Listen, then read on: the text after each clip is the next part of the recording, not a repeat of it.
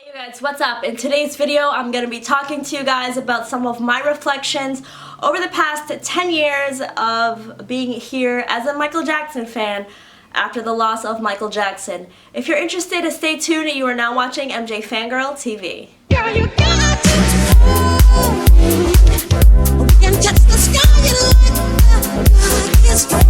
Alright you guys, so if you have not seen my face before, my name is MJ Fangirl and I make videos for and about the MJ fan community. So if you're interested, I do travel videos, merchandise reviews, I vlog at different events, and I do a lot of sit-down chit-chatty videos where I talk about my personal experiences over the past few years as a fan. So if you're interested, make sure that you hit that subscribe button and hit the notification bell. I recommend that you hit that because without the notification bell, YouTube is not going to alert you when I upload a new video. So with Michael Jackson passed away, I was devastated in the beginning. It was really hard for me to listen to his music. I remember I just deleted everything from my iPod back then. I was listening to music on an iPod and I deleted everything. The day that he died, I was at a friend's house and I went back home at nighttime and I just looked around my room and I just was crying. I was inconsolable. It was horrible. I couldn't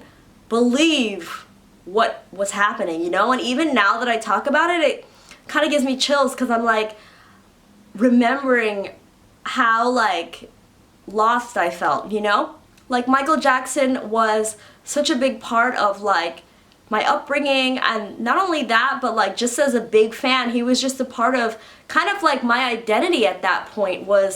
I was known for being Michael Jackson's fan by so many people that were just whether that's in school or at work or in my neighborhood. I was just what now? I would just cry every time I saw Michael Jackson on video. You know, every time they'd show, a lot of times back then they were showing the footage of him from the 2001 anniversary concerts because that was one of his last performances.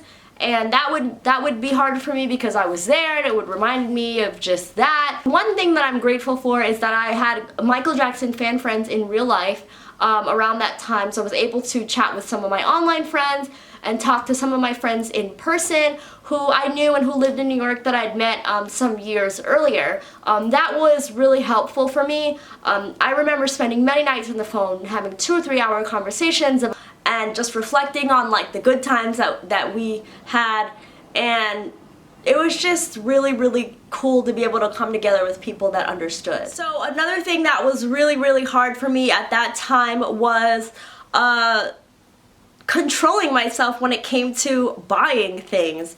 So many things came out in 2009, 10, 11. It was crazy. You had the Michael Jackson Opus, which I've reviewed here on this channel before. You have the Michael Jackson Experience video games. You have an influx of Michael Jackson t-shirts. I'm telling you, everywhere you went, you found an MJ shirt.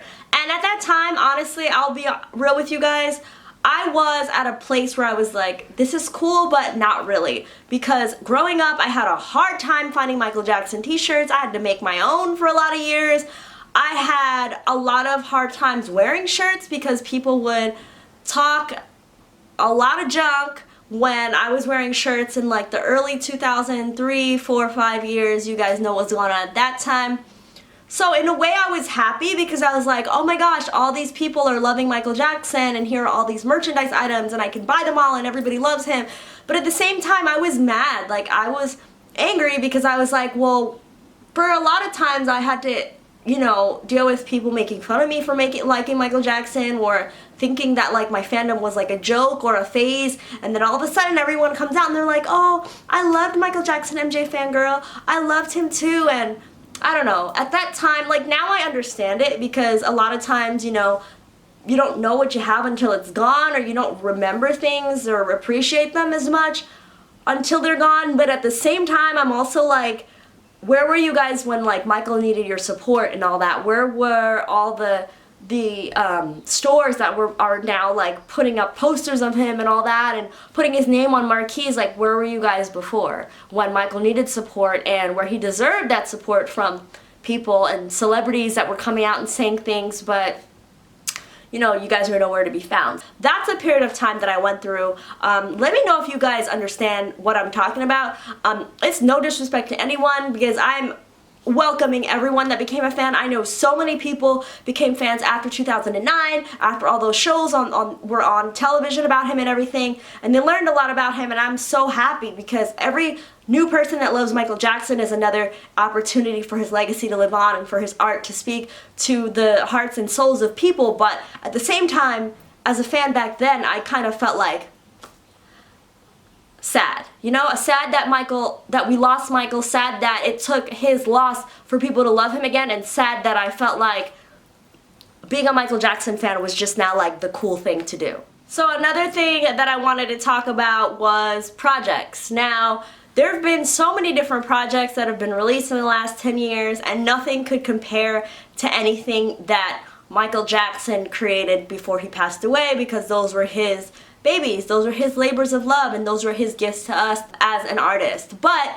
there were a lot of projects that have come out, and I wanted to reflect on some of my favorite ones and some of my not so favorite ones over the past few years. So the first project that I'm going to talk about is Thriller in 3D. Thriller 3D was my favorite project over the last 10 years, and I'm going to explain why. Thriller 3D was the only project that we saw that was pretty much straight up what Michael produced, everything that Michael produced, but just seeing it pretty much in a different lens.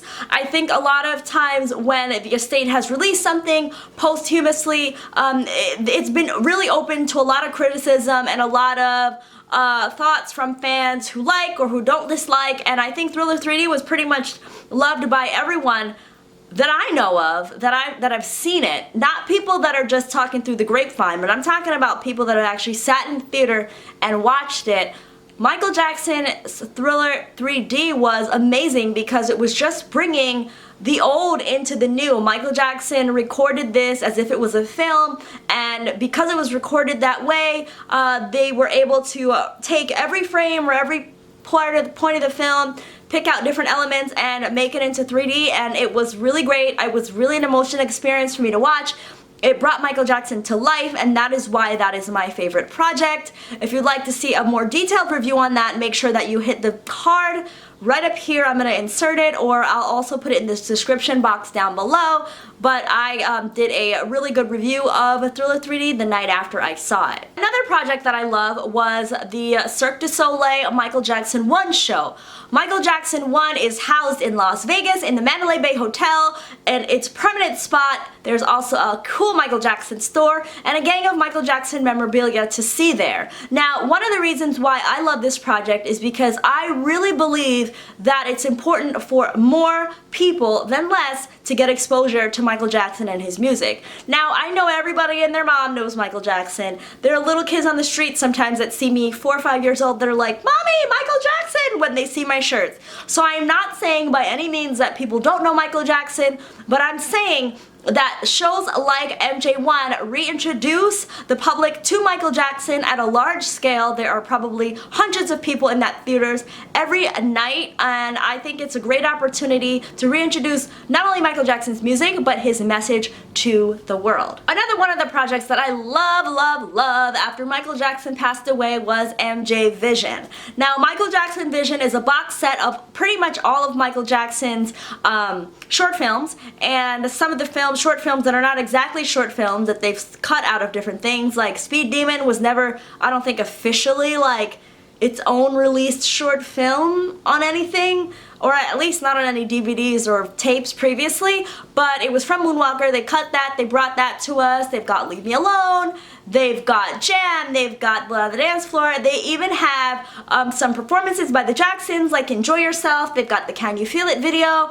They've got Why, which was a music video that Michael Jackson did as a duet with 3T. I believe actually Why was a 3T song on Michael was just featured, but anyway, it was a really good video. They also have the video of One More Chance on there that was never released, as it should have been, as Michael was interrupted by some other things that should have never interrupted him. But needless to say, I love the Vision DVD box set, and I think it's a must-have for any Michael Jackson fan. Back then or now, it's a very comprehensive set of everything that has ever come out. and I love the fact that it's in chronological order. Alright, so the only projects that I really have not enjoyed, number one would have been the Michael album. I have enjoyed other posthumous releases. I've really enjoyed Escape. I really liked the Scream compilation just because I thought that was a fun way to introduce Michael to a new audience around Halloween time. But I was not a fan of the Michael album. There are not really many songs on there that I listen to. I do love Hold My Hand, and I really love Much Too Soon. I love those two songs. After that, I just wasn't really a fan. I also was not the biggest fan of the Michael Jackson Immortal show. I know that a lot of people enjoyed that tour, but for me, I think that it was too close to Michael Jackson's death for me to really enjoy the show. And what I mean by that is I was looking for more of a show like MJ1 that was more of an acknowledgement of his message and his life and his legacy. And when I watched the Immortal tour, I was kind of like, I didn't really like the imagery of the Jackson 5 that was used. I didn't really like the way that certain parts of Michael's life, like Neverland, were alluded to. So although I love the Immortal soundtrack, which I forgot to mention, that's another one of my favorites, but MJ1 just is way better for me, and MJ Immortal, although it was a great tour and I think it was awesome for the numbers that it did, personally it was not my favorite. And yeah, over the last 10 years it's been hard. You know, there have been June 25th and times when I felt really sad. For the first 5 or 6 years, honestly, I probably cried every year, you know, just watching a television special or reminiscing about Michael. And to be honest with you guys, I have come to a place where I am at peace with the loss of Michael Jackson. I'm still sad about it. I still miss Michael Jackson. I think all of us do. You know, growing up Michael Jackson and seeing like what new pictures were out about him, or seeing new press releases about what he was doing, or new interviews, or having magazines with him on the cover. Those are all things that were so exciting for me, and it gave me something to look forward to. And Michael Jackson was just an amazing artist, an amazing humanitarian, an amazing person that I looked up to, honestly, as my role model. And it makes me sad to know that I don't have that anymore. But at the same time, Michael has said before that his goal is not to live forever, but to create something that will. And I think through his music and all the different art forms that he's left us, from his books to his music to the short films and so much more, that I am content with what I have, and I just feel so grateful to still be a part of a fandom that's ongoing and it's ever growing, and that is just a really cool thing for me. So there's been a lot of ups and downs, but over the past 10 years I think that you know, the fan experience is still something that have been a huge part of my life, and it's something that I hope to continue to experience. Michael Jackson and his legacy have meant so much to my life, and one of the things that I really want to dedicate myself to is spreading his message and just letting the world see. You know, that's part of why I travel here on this channel, is to show you guys how much Michael Jackson is honored and adored in so many different parts of the world, and I just think it's important to acknowledge it and to have fun. You know, Michael Jackson's music was not only here for the generation of when it came out. It's been here for us for so many years, and it'll continue to be here for us and for our children and for generations to come. And I think that we should just enjoy it, you know, enjoy everything that he left us. And that's been my thought process of how I've gotten through and how I will continue to get through the next 10 years and the next 10 years. And it's definitely a challenge, because I'm coming up on probably 20 years or a little bit more of being a Michael Jackson fan, and half of that time he has not been here on Earth. But I can honestly say that my fandom has grown in so many ways in the past 10 years, and I'm still grateful so much for everything that being a fan has given me. I'm grateful for this channel. I'm grateful for the traveling and the different opportunities and the people I've met. Michael Jackson has still meant a lot to me through the last 10 years, and I assume that that's gonna just continue to live on. So those are my thoughts over the past 10 years and my reflections on how it's been to be a Michael Jackson fan after the loss of Michael Jackson. So if you guys have anything that you guys would like to leave down below and your reflections, make sure that you leave a comment. I would love to get a discussion going with you guys. As you guys know, I love to discuss things with you guys down below. You could also visit me on Instagram and sometimes on Twitter, on Facebook. I'll leave you guys my @ right here, and make sure that you're subscribed to my channel because there are going to be a lot of great videos coming up. Again, thank you guys so much for watching. I really appreciate all of the support that you've shown me, and more so that you've shown Michael Jackson by watching this channel. It just really helps to spread the love. So yeah, I will talk to you guys, and I'll see you guys soon. Bye.